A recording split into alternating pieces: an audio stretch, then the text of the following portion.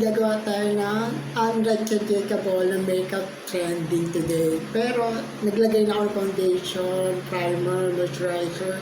Ito ang ginagamit ko foundation. Trend, yan. By Tutmet, concealer.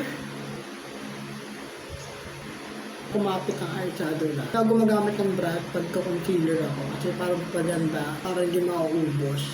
Tayo ng contour, tumangat ang ilong natin.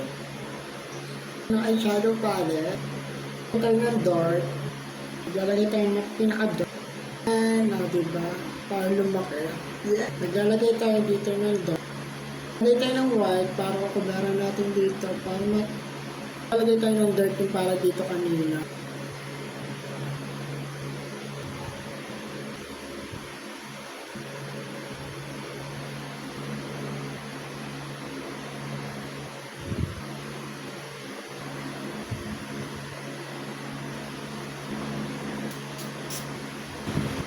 Perfect.